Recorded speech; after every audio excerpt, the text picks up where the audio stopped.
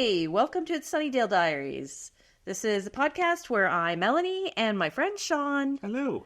talk about every episode of Buffy the Vampire Slayer, a show which Sean is just so enamored of because he's watched it since the 90s several times over, and I have not. Today we are talking about Season 2, Episode 9, What's My Line?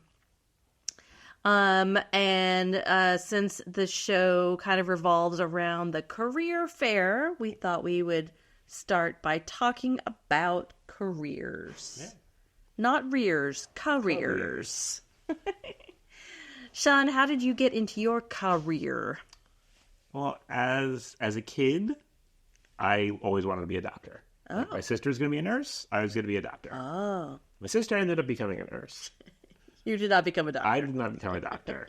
The doctor thing lasted, I would say, probably through middle school. Oh. Into high school, I was like, you know what? I don't think I want to do that. What turned it around? I couldn't tell you one thing specifically. I think I just lost interest, like the thought of like going to school for that long. It's a long time. It really is. And, now as an adult, knowing like the amount of debt that they have to go into, it's crazy. Yeah. And I know you've touched on it before that like in high school, I was in a lot of like the writing related activities. So I was like, I'm going to be an English teacher. Oh, yeah. That lasted probably 2 or 3 years. Yeah. And then, again, reality. Yeah. I don't feel like, unfortunately, teaching is not the honor profession that I feel it used to be, like when we were kids. Mm-hmm. So that went away. Thought I'd be interested in becoming a psychologist for a little bit. You were all over the place. I really was. And then, which you should be, I think. Yes. As a young person. Yeah, you don't know. Like, they put a lot of pressure on you to know that stuff when you're 16, 17 years old. What do you know? Not much of anything. Yeah, all right. I feel like my niece, who's 13 now, like she's jumped through 6 or 7 different things, which you'd expect because she's 13. And then when I started college, I was at orientation, and they had a special informational program about allied health careers. So not doctor, not nurse, but other things like your physical therapy, occupational therapy. And at the time, it was called medical technology. Mm-hmm. Since then, like when I started the program, they changed it to clinical laboratory technology, which is a lot more descriptive. Mm-hmm. Medical technology is very pretty vague. Broad. Yeah. Yeah. But I liked the idea of it because it was something medical, which I did always like. But it wasn't direct patient care, which I really didn't want. And it was a heck of a lot of science, which I enjoyed. And, that was your freshman orientation, and that became my major, and I stuck with it and graduated. Lucked out because I had to do internships while I was my junior and senior year, and almost all of my internships were at the same hospital. So by the time I finished my last one, which was like January of my senior year, they said, well, you're fully trained. You want a full-time job? Yes. Like, didn't have to interview. Like, it was literally, I finished the internship and started getting paid. Yeah, that's great. So I started off as per diem, and then when I graduated, I was full-time. Yeah. And it was good. Yeah. I did that full-time, like 2 years. And then there was a software company on Long Island, one that you interacted with in your job. And they were hiring for a tester to test blood bank software. And then that's how I got into healthcare IT. So would they recruit you? I remember I found the article, the ad in a newspaper and faxed my resume. Oh, it shows you how long oh yeah, ago it was. curly fax paper. Yep. We had one of those like combination printer fax machines. Yeah. And all right, I faxed my resume, and they hired me. I should have known it was a bad sign when I started that the person who hired me had quit. Oh. But once I started, I found out that the software that I was working on was being sunset. Yeah. Because it was old. It was like a text-based application. They were coming up with a Windows one. Yeah. I was there for 2.5 years. Yeah. But, it got me into healthcare IT, got me into software testing, which is something I still do today. Yeah. And, I'm... Get to use your writing skills and your documentation. Healthcare IT is a good combination of everything that I want it to be. Yeah. You know, it's writing. It's, you know, I get to pull my lab background sometimes. I went back to the lab briefly after that job for like 6 months, only really because I couldn't find a job anywhere else. Yeah. And it was a very good experience, but it was night shift. Some people are born to do overnights. Yeah. I was not one of them. Me, yeah. I was practically in tears every day when the alarm went off at like 10 p.m. I just did not like it. Yeah. The work was fine. Yeah. It was a pretty advanced lab. They had like robotics lines. They were like, so like the phlebotomists would come and drop off their specimens, and like robotics would like pick it up, move it to whatever instrument it needs to go on. And it was cool to work with. Wow. But then I got the call for the job in Florida. So 6 months in, I was like, Said, Melanie is calling. And, you know, been in Florida in healthcare IT ever since. Wow. Yeah. So that's me. I wanted to be a teacher, speaking of teaching, Yeah. from before the time I was in school. Probably from, before I even went into school. And then all the way up through my graduate degree in elementary education. And in between there, you know, I had like a lot of administrative kind of jobs, you know. Yeah. But, and then when I got out of school, and I remember, you know, like I hadn't hit that reality yet. Yeah. And that was one of the things that my dad he was so proud of me at my graduation, because he was like, and you were telling people that, because they were like naysaying, somebody in my family, naysaying about the money of teaching. And you were like, it's not about the money, it's the children. Which is a very naive view of it. And I agree with you. Teaching is definitely, I feel so bad for teachers, and it's such an important job, but yeah. Anyway, when I got out of my degree, I lived in a college town where there were like 500 of us graduating in the same town. We all came out with the same portfolio, and there were like 2 teaching positions open. Oh, wow. So part of my, while I was in school, I was temping and doing administrative work, and I ended up, they're kind of like you, they just hired me, and they were like, okay, we could use you here. Great. And I kind of taught myself some technology stuff there, some programming, and that fed into, I left that job and went to, a friend of mine had moved to this hospital to do some IT stuff, and said, Melanie, we have a position on our team for a billing person. I was like, all right.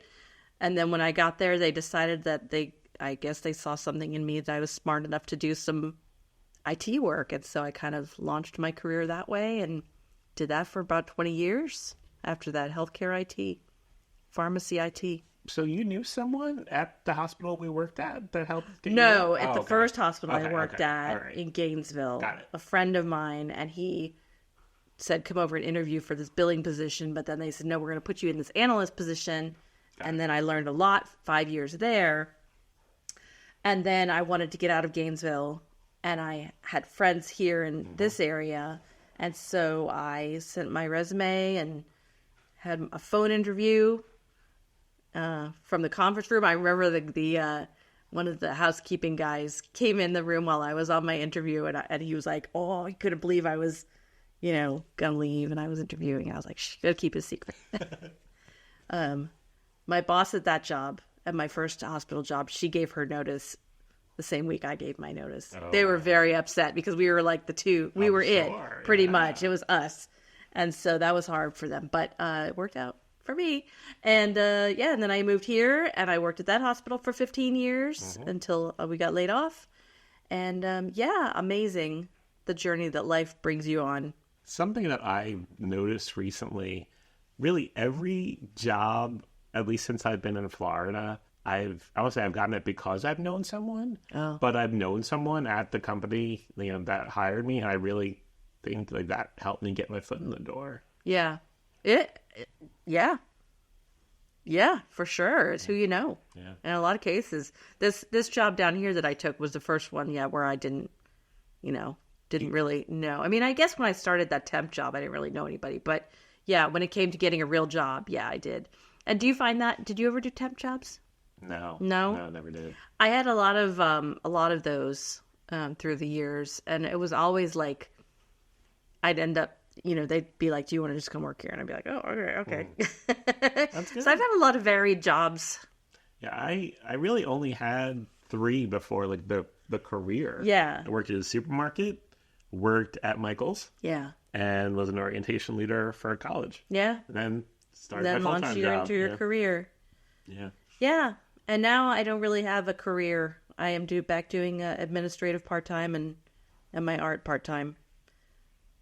Life is a journey. It really is. I mean, I never thought I'd be doing stuff like what I'm doing now. Yeah. At all. Yeah. I thought I'd be in the lab my whole life. Yeah. And unfortunately, so much of what I learned in school was manual methods, and everything is so automated that I felt like, not completely, but a lot of what I was doing was like pushing buttons and, verifying that the results that came over from the instrument were correct. Yeah. And it's different. Yeah. And like at the time I was like 22, 23, working 3 to 11 p.m. Yeah. Working every other weekend. Yeah. I was like, I don't want to do this. Yeah, it's not good. Yeah. I gotta say, I think we touched on this in another episode. We were talking about beepers and being on call. Yeah. I do not miss it. Not at all. Don't miss that aspect of healthcare IT.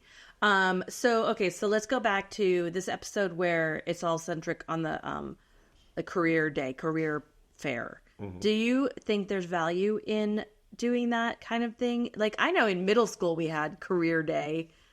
I don't think there's any value in that. I mean, I guess to tell you what kind of things are out there. And I remember our guidance counselor had a giant file cabinet full of folders of different careers. You could just thumb through and go, oh, okay, archaeologist, But do you think there's value to having career fair? Not necessarily a fair, but I like the idea of like people coming to a class to describe what they do. I think because you learn about careers that you never knew existed, and you're hearing directly from somebody who's doing the job. Like I went back to the clinical lab school when I was in that first software company on Long Island, and talked about the company and what I was doing, and a couple of people were really interested in it, and they went right into IT. And I still know some of them; they're still in IT. So I think going and talking to someone to a class, even if it's like elementary school level, just to let them hear about it, I think that's useful. I don't think like the tests, like what they took. Yeah. I feel like we did something like that one year. Yeah. I don't even remember. What are you suited for? Yeah. I think I thought it crap. Yeah. But I do like the idea of, hearing directly from people, I'm an archaeologist and this is what I do. Yeah. Yeah, and I guess they have adult versions of these things, job fairs where they have, different companies set up. Yeah, I don't know. Like I said before, you don't know. You don't know. I guess it's good to get exposure to different careers, like you said, to know what's out there. Interesting. Yeah. All right, so let's get into the episode. Okay. What's my line? So we get a previously on. Yeah, Drusilla episode. Obviously, it's going to be a Drusilla episode. Yes. And I wrote, maybe we'll learn what else she misses besides Prague. So, the previously on. And then we open with the career fair prep. Mm-hmm. Cordelia and her lackeys are walking around. And new minions. And her new minions, yep. And I have to make a comment about her black sheer pantyhose. Not a fan.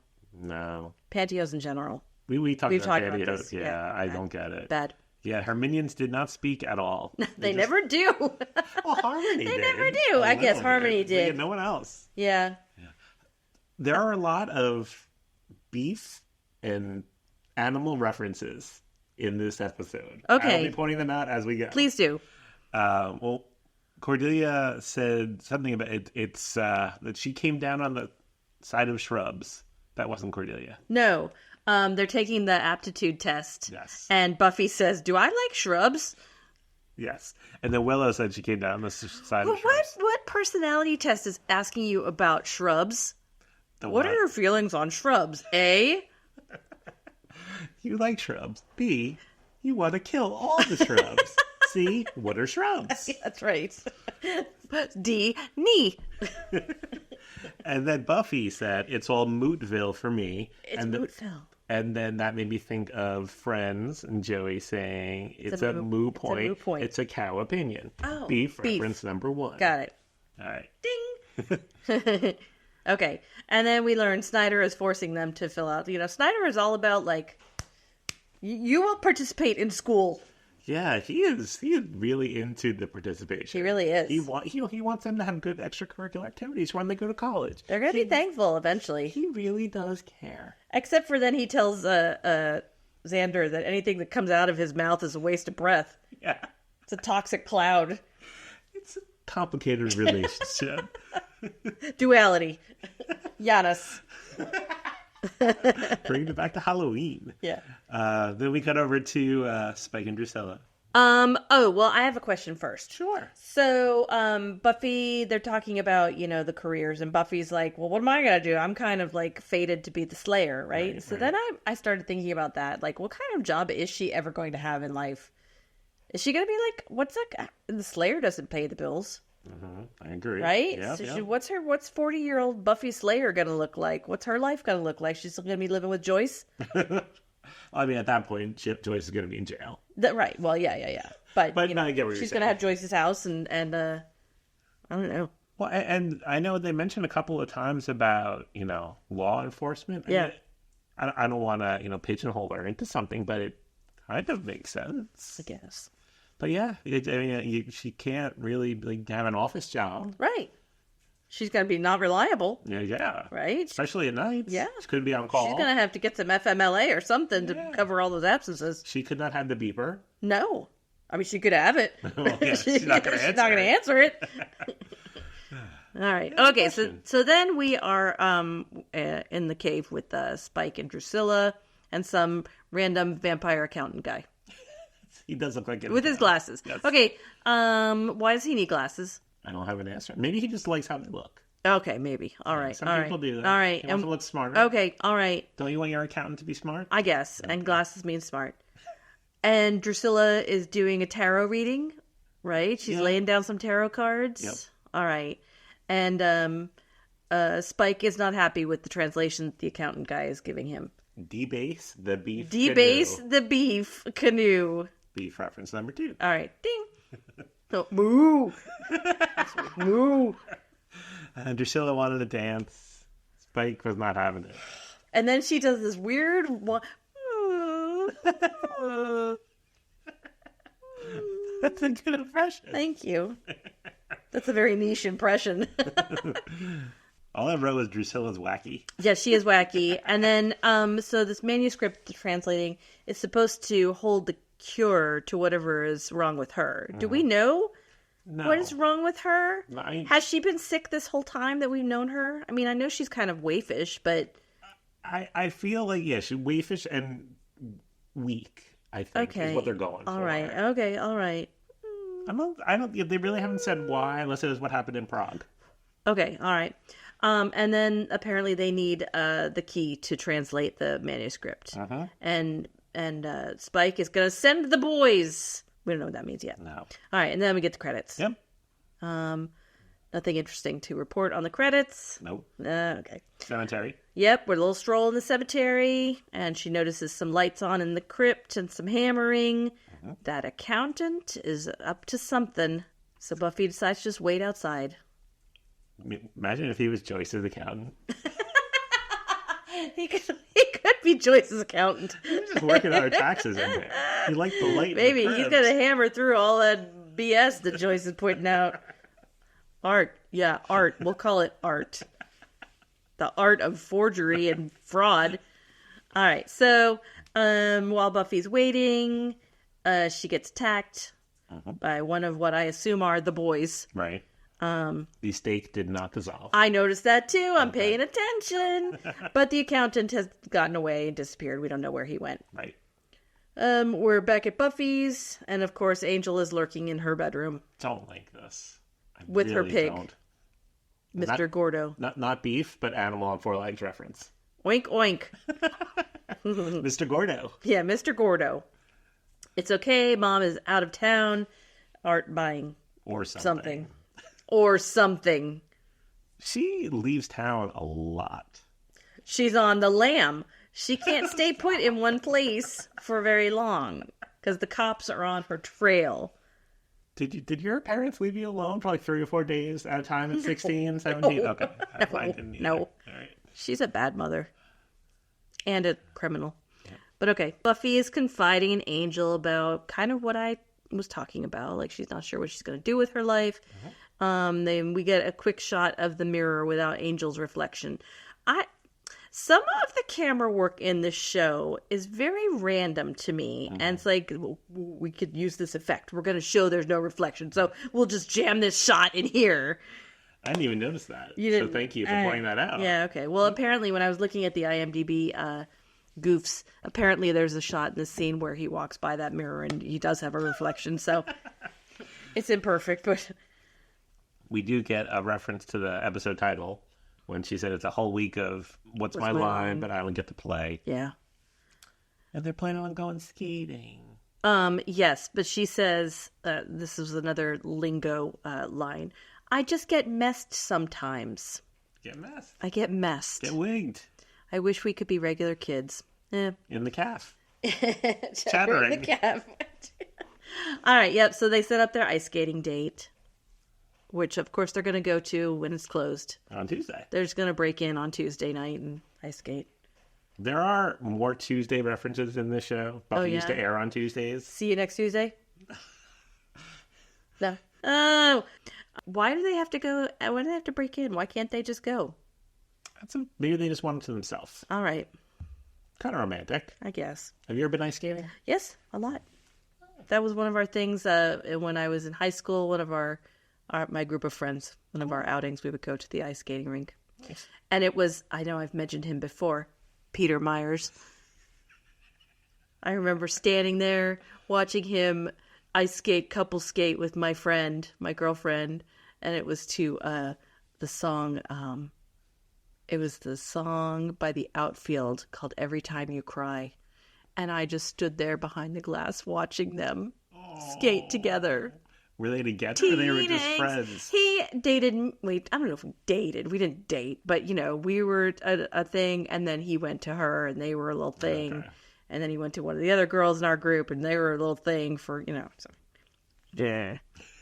Peter. All right. So then we go to the list on the wall, and Cordelia's ideal career choices. Personal shopper or motivational speaker. I can see both of those things for her. I agree. She would be good at both. Yep. And Xander's going to be a prison guard, apparently. Mm-hmm. And that made me think. What? There's a TikTok couple, Sam and Monica. He's British. She's American. Okay. They live in Florida. Uh-huh. And in England, he was saying that crossing guards, because he said prison guard, and we think a crossing guard, are known as lollipop ladies. Because I guess they have the big red little sign. It looks like a lollipop. Yep. Oh, okay. That's cute. So, just sharing. All right. Yep. And, of course, Buffy, law enforcement. Yeah, law enforcement. And Willow gets nothing. We don't know. No. I also want to make a fashion comment on Buffy's awful outfit in this scene. Do you remember she's wearing, like, this all tan, like, it's a tan skirt and a tan V-neck top, a knit top with, like, black stripes on it. Yeah. And a black choker or something. It felt like a season 1 outfit to me. The skirt was very short again. Yeah. We have gotten away from the pastel-y outfits, though. Mm-hmm. Yeah. All right. So we don't know what's going on with Willow. Something. We're in the library. Giles with his giant pile of books. And he's been indexing the Watcher diaries from the last few centuries. Indexing, cross-referencing. Yeah, that's what he likes to do. He's got to do it on his own because Jenny is not cross-referencing with him anymore. And Willow's not there to, do it for him on the computer. Right. So he's on his own. And then Buffy is wondering what the whole 9 yards means. Yeah, I Googled. Yeah. And what'd you come up with? Nothing specific. There was a little thing in the IMDb trivia about it, that it was a World War II fighter plane thing where that was the line of ammunition they had of the guns was 9 yards. And so they'd come back with an empty string and say, I gave them the whole 9 yards. Yeah, I read that one. Yeah. And there is also something about it being a Native American joke in the 1800s. Oh. So I was like, well, those don't really go along. something about a long shirt. It didn't really explain it well. Yeah. Okay. If anybody has any ideas, let us know. Yeah, the true origin of the whole 9 yards. Yeah. Please share. Yeah. And then Giles and Buffy are kind of bickering. And then we've got to find out, we got to find out what was stolen from the mausoleum. Right. And it turns out it was a giant gold cross. Very, very big. It was really big. Yeah. And Drusilla says that it hums. But we don't know why. We don't know what that means. It's because she's Just crazy. something she says. Yep. Just one of those things Drusilla says. That's our Drew. And Spike is focused on Buffy. Oh, he does not like her. She is the gnat in my ear. So. The gristle in my teeth. Yeah. The bloody thorn in my bloody side. Oh, I like Ooh, that. you like that? Thank you. So, in my old house, I went out to take the garbage. Okay. I went out to take the garbage. I took the garbage out. Yes. I got you. And you know why I got that? Because I had the key to decoding that code. Where's the big gold cross? I got it. It's in my car. I was taking the garbage out. Yeah. And a gnat flew in my ear. Oh! Yeah. Did it get stuck? Yes. Oh, you heard it buzzing? Yes. Oh. It was bad. 'Cause it's after like 5-10 minutes, I'd be walking along and it's like, zzz. It didn't die? Not for hours. Wow. I couldn't get it out. You pour some alcohol in there? Yeah. And it still didn't die? No. Finally, it only maybe 2 hours. But it was still in there. I could feel it. Oh. I had to go to the doctor the next day to flush it out, which, if you've never had your ear flushed with warm water, that felt good. Yeah? Yes. All right. So that's my gnat story. That's awful. Yeah. Man, that's a tenacious little thing, huh? Mm-hmm. Cockroaches and gnats. Yeah. Oh, okay. Well, okay. So, obviously, the boys didn't work that he sent in. No. So now he's got to get the big guns. The Order of Taraka. Like the 3 of this season. Did you look up Taraka? I didn't. Did you? No. So a quick Google shows that the Order of Taraka was made up for this show. Yep. Would have been cool if they were real. Yeah. And they are bounty hunters. There's 3 of them. Mm-hmm. And Drew is flipping over the tarot cards, which I'm imagining is supposed to denote each of these 3. One of them is like a demon-looking guy. Mm-hmm. One is like a wormy centipede. And the other one is a tiger in a bush. Yes. Okay. Then we're back at school. Xander and Willow are trying to kiss up to Snyder, and Snyder is his usual grumpy self. That's what he tells Xander, that his whatever he has to say is worthless. Yes. And then Willow gets escorted away. Yeah, guys in suits. Yeah. Come behind the black curtain. Now, okay, let's be realistic. This would never happen. Okay, Sean. No, I can deal with the supernatural stuff, but this would never happen. Right. So, yeah, she gets escorted away through the curtain. Like they had to go through Principal Snyder to get this room. That's true. And order the shrimp cocktail. And the canapes. Yes. But, Willow is pretty smart. Maybe he had the thing for smart people. He was like, do whatever you want. Or his cop friends that he's, because, I don't know. All right. So, but they tell her to have some canapes. And then she's selected to meet with Mr. McCarthy, head of the largest software concern. Yeah, that was weird. What is that? A concern? I've never heard of anything referred to as a concern. Mm-mm. All right. They've been tracking her. Oh, that's a little scary. Only one other student. And? Met their qualifications. It's Oz. Oz. And he got rid of his facial hair. Yes. I made a note that this scene where they're sitting on the couch together and he notices her and they meet reminded me of the scene in Ferris Bueller. Mm-hmm. When Jennifer Grey's in the police station and she meets Charlie Sheen. That shot lined up. Yes. Yeah. Yeah, that's good. Thanks. Dropping the deep cuts. We get a reference to a reliquary. Yes, a reliquary. Yeah. It's like a weird Catholic thing, I guess. Mm-hmm. Oh, kind of like sort of like Egyptians where they get buried with all the stuff that they're going to take with them to the afterlife.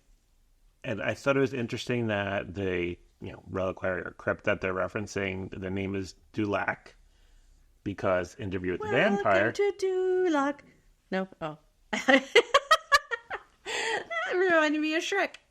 That's the name of the place, Dulac. You're right. All right, sorry.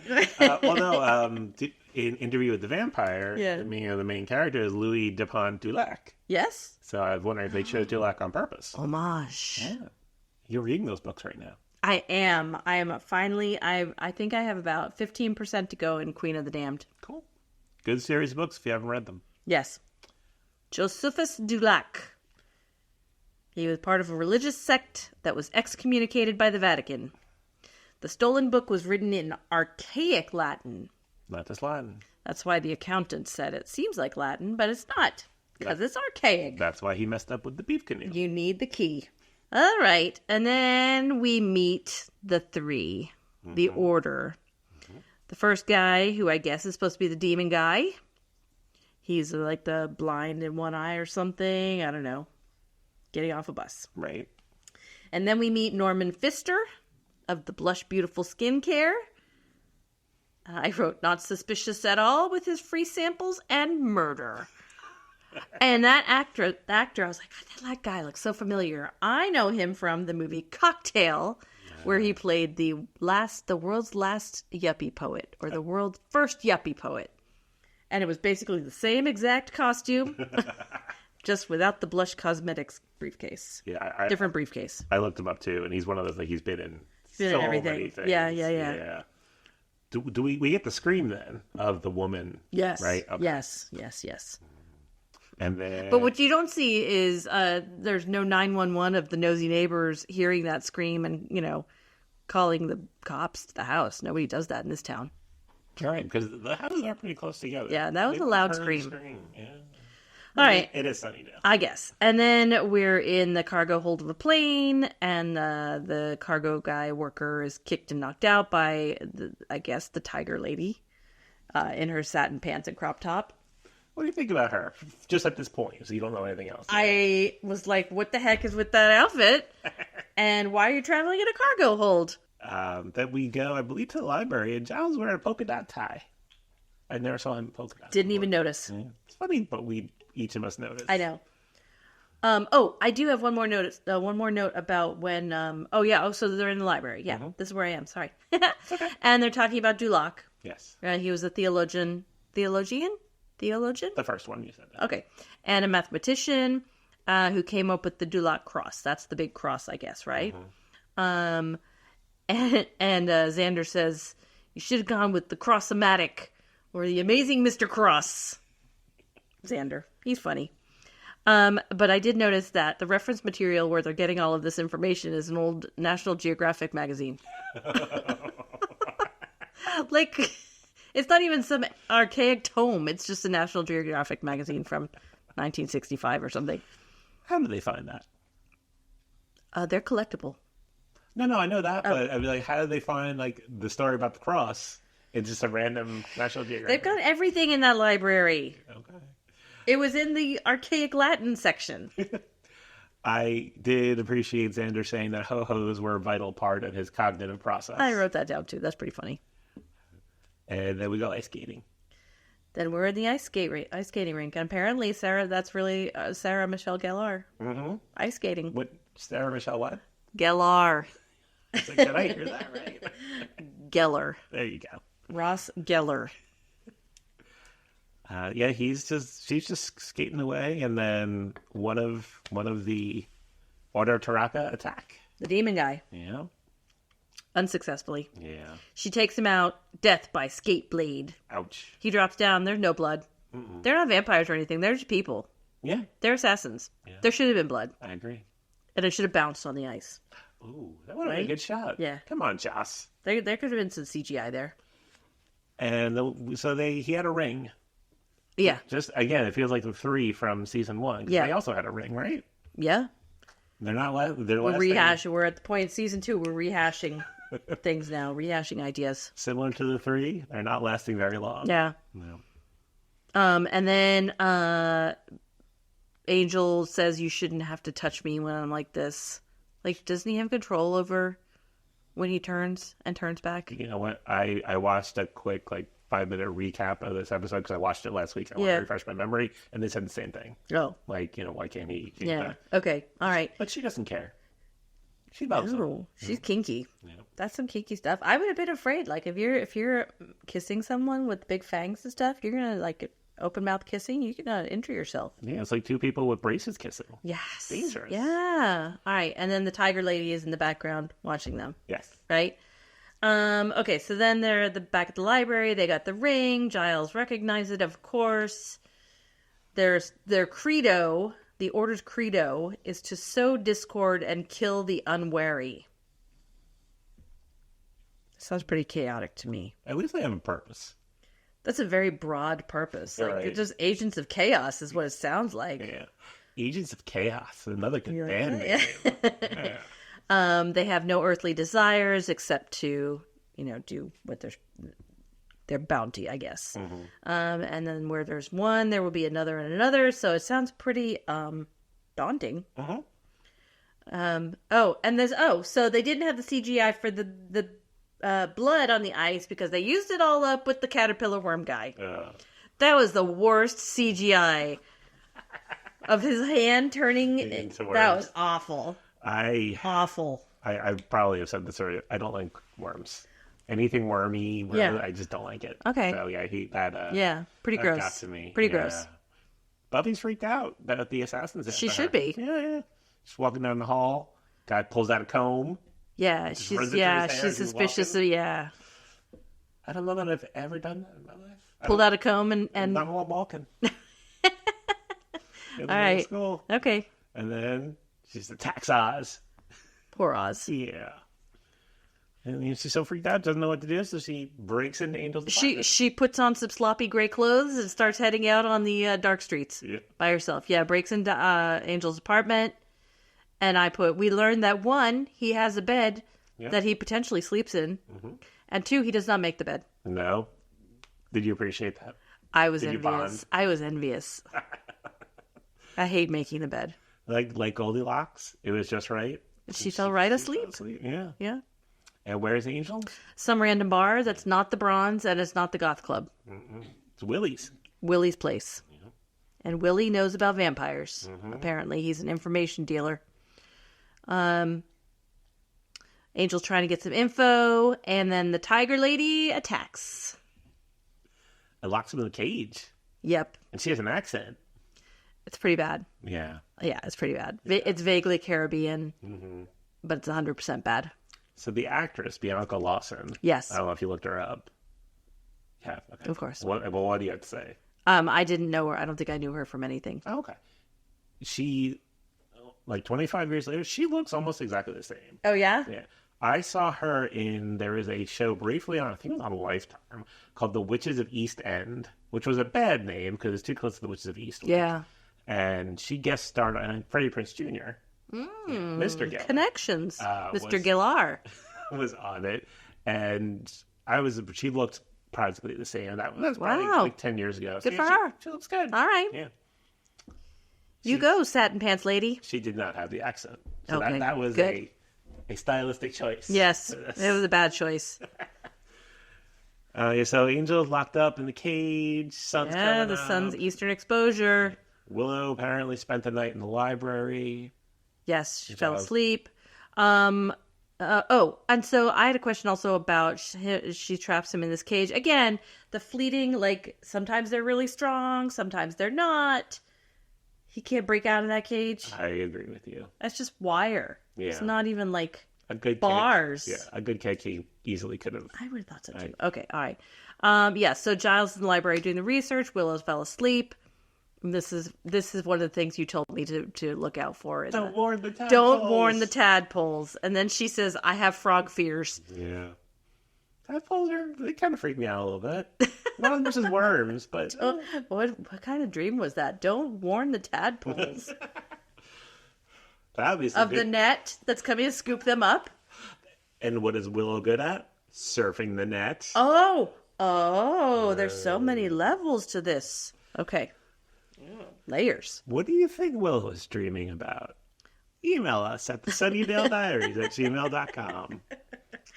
All right. So then Giles is onto something. He knows that he figured out that there's this ritual to restore a sick vampire back to health. That's what's in the manuscript.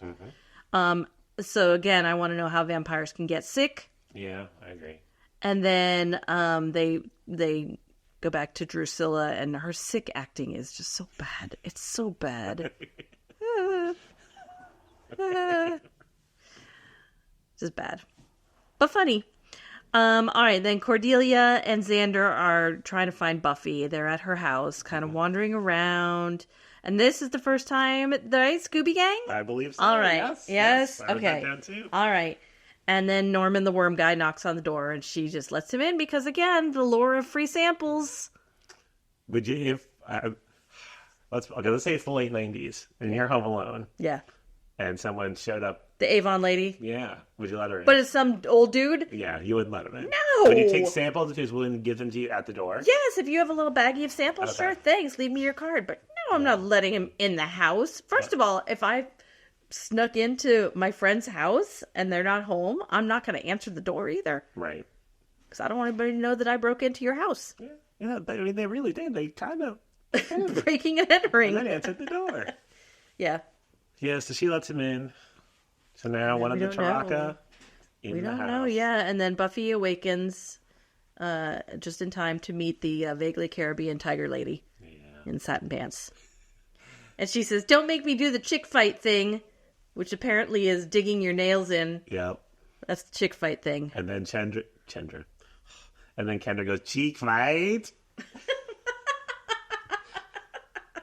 Yeah, you nailed it. You nailed it. I know. I've seen this episode a lot. And then we find out she's Kendra, the vampire slayer. Bum, bum, Ba, bum. ba, ba. To be continued. I know. So what are your thoughts on that? How is that possible? There can be only one Right? in the United States. And there can be one in Jamaica. Or wherever the heck she's from. Okay. We will learn more. I hope so. Yeah.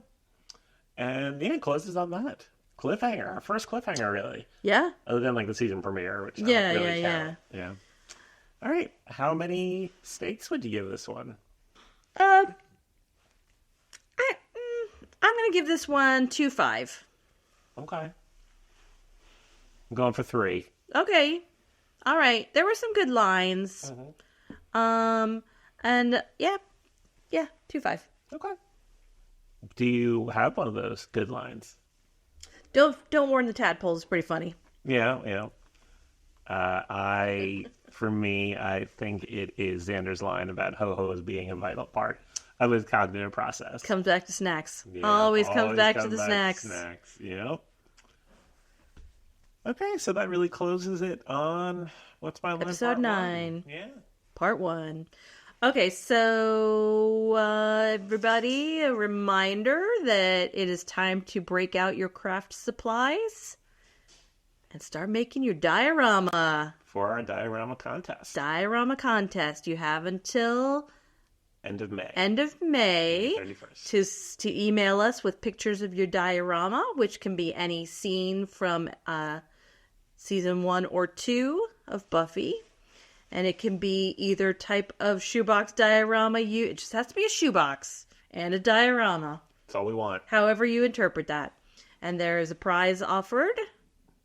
We're not sure what it is exactly yet. It'll be good. Yes, well, it'll be Buffy related. It'll be Buffy related. And just send it in. Yeah. There'll be info about the contest on our social media and on our website, thesunnydalediaries.com. Great. If you have any feedback for us or a review of our podcast, please submit that on your platform of choice. Visit us and get in touch with us either through email at thesunnydalediaries@gmail.com or on any of the socials we're on, which are plentiful, not X. Yeah, everything but X. That's the name of it. Everything but X. If you want to join our Discord server, there is a link on our website to get an invite to that. Yes. And I think that's it. Yeah, we will see you next time for What's My Line Part 2. Ciao, amigos. Bye.